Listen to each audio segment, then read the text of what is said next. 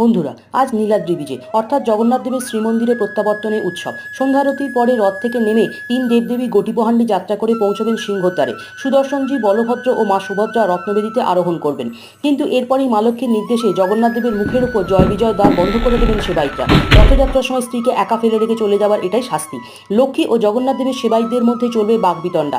রুষ্ট প্রিয়তমাকে নানাভাবে বোঝাবার চেষ্টা করবেন জগন্নাথ দেব, কথা দেবেন আর কখনো এমনটা হবে না বলে। অবশেষে দ্বার খুলবেন মা লক্ষ্মী, সেবায়িতরা দুজনে গাঁটছড়া বাঁধবেন। প্রভু জগন্নাথ তার প্রাণপ্রিয়ার মানভঞ্জন করার জন্য উপহার দেবেন পহাল রসগোল্লা। এতক্ষণে তুষ্ট হবেন দেবী, আর রত্নবেদিতে বিরাজমান হবেন নীলাদ্রিনাথ। দেবী মহালক্ষ্মী ও জগন্নাথ দেব একত্রে ভক্তদের দর্শন দেবেন। সকলে ধন্য হবে। শেষ হবে 13 দিন ধরে চলা রথযাত্রা উৎসব। নীলাচল নিবাসায় নিত্যায় পরমাত্মনে বলভদ্র সুভদ্রাভ্যাম জগন্নাথায় তে নমো নমঃ।